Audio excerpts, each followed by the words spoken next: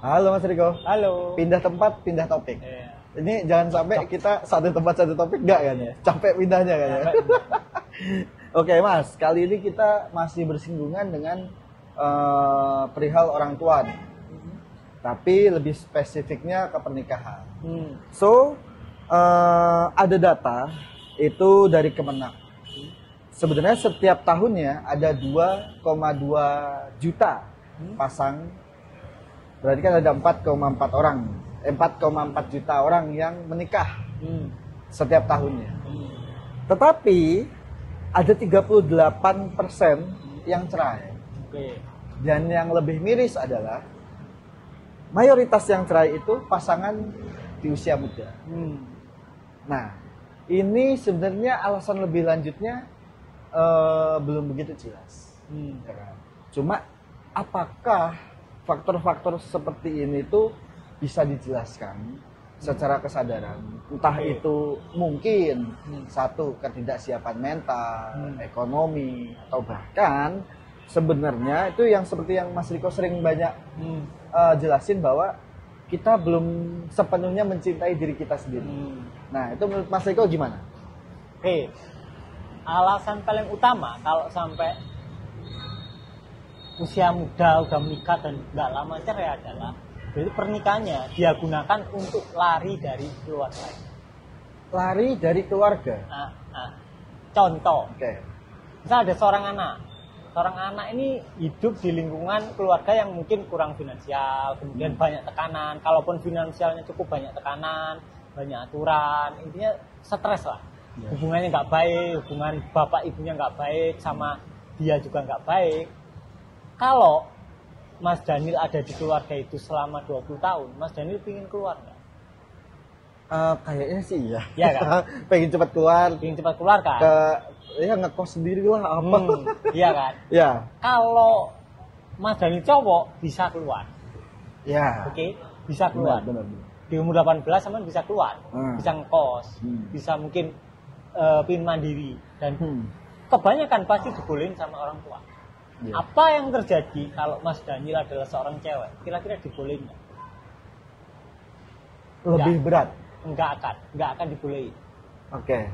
Kecuali cewek itu mau nikah. Kalau nikah baru dibolehin.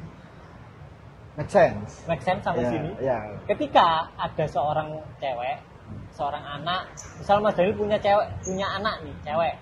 Nah, Mas Daniel hubungannya gak baik di dalam keluarga, banyak marah-marahan, banyak. Ini yang bikin si anak cewek ini gak betah. Kemudian dia pingin kos, gak dibolehin. Satu-satunya jalan adalah menikah. Bahkan setelah menikah pun Mas, ada, udah boleh nikah. Tapi nanti tinggalnya di rumah mama ya. Wah, repot juga tuh. Sama aja gak keluar dari kandang dong. Tapi kalau itu finansialnya kurang, pasti dibolehin keluar. Asal udah ada suaminya. Tapi hubungan, kalau itu merupakan hubungan yang diniatkan untuk lari, pasti nggak harmonis. Pasti ada aja masalah, entah itu masalah finansial, masalah mungkin KDRT, atau mungkin nggak harmonis, apapun lah, pasti ada. Karena landasannya itu. Karena landasannya lari, pasti muter-muter, akhirnya cerai. Itu landasan lari itu sih sebenarnya pasti ya Mas ya. Kayaknya banyak orang yang denial. Aku nggak lari. Ini emang pilihanku karena mungkin aku udah menemukan pasangan yang cocok menurutku. Tapi bener gak sih Mas bahwa ini lari, bener sih lari. Tapi sebenarnya mereka tuh cuma pengen ada yang nemenin. Jadi kesengsaraan yang sebelumnya. Sekarang tuh ada yang nemenin, ada yang ngerasain bareng. Itu juga pengaruh nggak tuh? Kayak gini, terkait pilihan lah. Banyak orang nyangkal, enggak, ini pilihanku kok. Orang yang lari, pilihannya itu lebih sedikit daripada orang yang tidak lari. Nah, ini penting. Orang yang lari, pilihannya lebih sedikit ketimbang orang yang lari. Orang yang nggak lari. Oh ya, orang yang nggak lari. Itu menarik tuh. Orang yang sedih, pilihannya itu lebih sedikit daripada orang yang bahagia. Lebih sedikit, lebih pendek. Orang yang lari, otomatis larinya karena takut. Salah satunya. Iya kan? Otomatis pilihannya terbatas pada pilihan-pilihan yang ketakutan. Orang yang bahagia pilihannya banyak, tak terbatas. Karena dia nggak takut. Punya plan A, Iya plan kan? B, plan C Iya kan? gitu. Bahkan sama orang yang bahagia dia tidak bisa dikekang oleh apapun, termasuk oleh orang tuanya, nggak ngurus, ya kan? Karena dia tahu, oh, ya dia udah bahagia ya dia bodo amat lah, ya kan? Otomatis pilihannya lebih banyak, tak terbatas. Nah kalau orang ketakutan, orang lari, pilihannya itu lebih sedikit, bahkan terkadang nggak ada pilihan.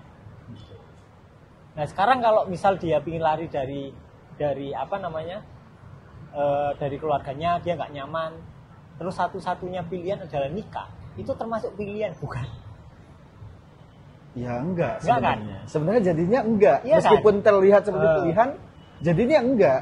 Lah jalannya cuma satu, ya kan bukan pilihan. Oke. Kecuali minim ada 2 jalan lah. Baru kalian milih. Setuju. Ya kan? Oke, setuju. Masalahnya kalian nggak nyaman di rumah, satu-satunya jalan adalah kalian keluar dari rumah dengan cara nikah. Ya berarti kan bukan pilihan. Oke. Iya kan? Setuju. Lari kan.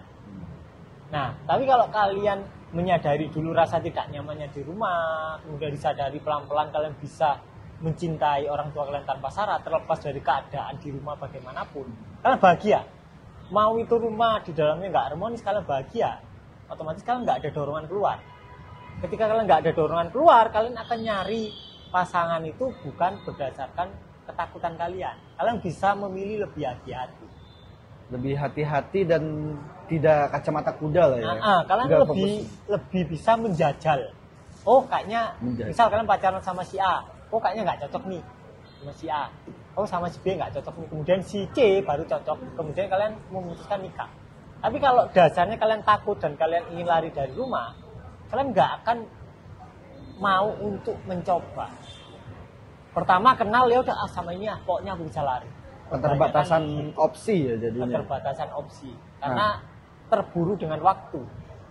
Ya kan orang takut kan musuhnya waktu kan. Dia nggak bisa sabar. Orang takut itu nggak bisa sabar. Orang lari itu nggak bisa sabar. Itu entah jodoh, entah hutang, entah apapun ya. Apapun lah. Dikejar waktu ya pasti. Waktu. Misal Mas Daniel nggak nyaman di rumah. Cewek lah misal Mas Daniel cewek nggak nyaman di rumah. Siapapun yang ngajak Mas Daniel pacaran nikah pasti Mas Daniel mengiyakan.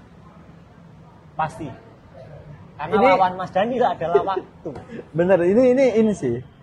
Saya jadi ingat kisah teman saya juga akhirnya.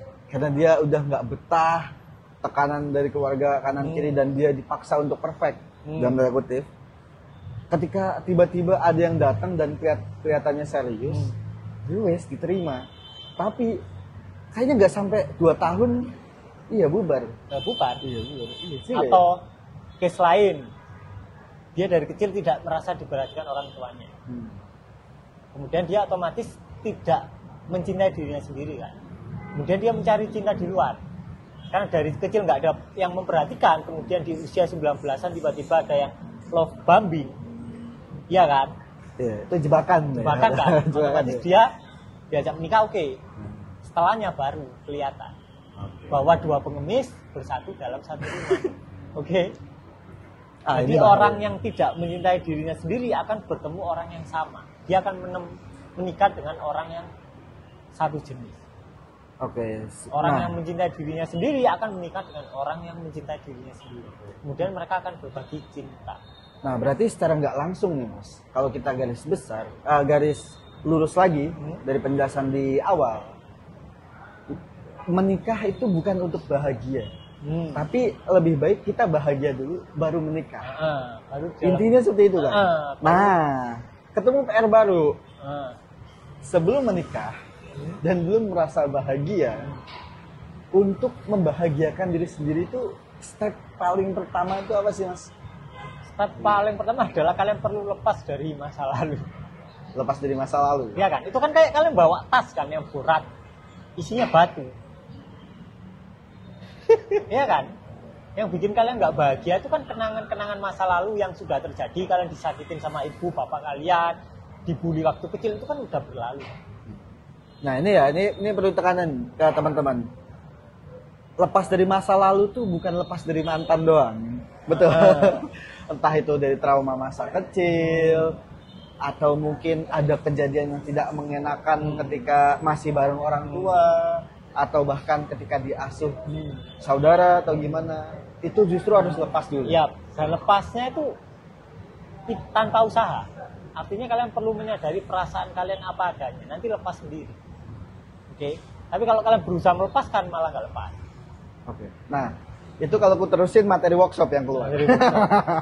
Nanti malah gak jadi modal nih. Nah, itu ya teman-teman ya. Jadi dijaga dan disadari penuh dulu. Kalian menikah bukan untuk lari, tapi ya kalian karena sudah bahagia dan akan lebih bahagia ketika sama-sama ketemu yang sudah berbahagia. Ya istilahnya sama-sama berbagi kebahagiaan. Bukan mencari kebahagiaan. Oke. Jadi kebanyakan orang kan menikah itu tujuannya untuk biar bahagia. Justru kalau kalian menikah agar kalian bahagia, kalian nggak akan bahagia. Karena identitasnya kekurangan tadi. Identitasnya sedih. Sedih ya. Karena sedih kalian ingin bahagia, caranya otak kalian ngira caranya menikah. Oke. Kebanyakan orang itu menjadikan pernikahan sebagai tujuan akhir. Padahal itu awal. Nah, itu ya teman-teman ya.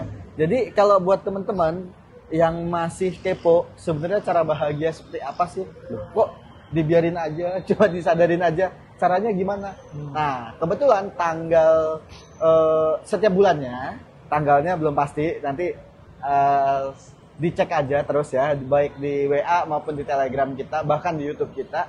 Setiap bulan tuh kita pasti ada workshop, baik online maupun offline ya Mas ya. Iya. Itu teman-teman bisa cek. Nah,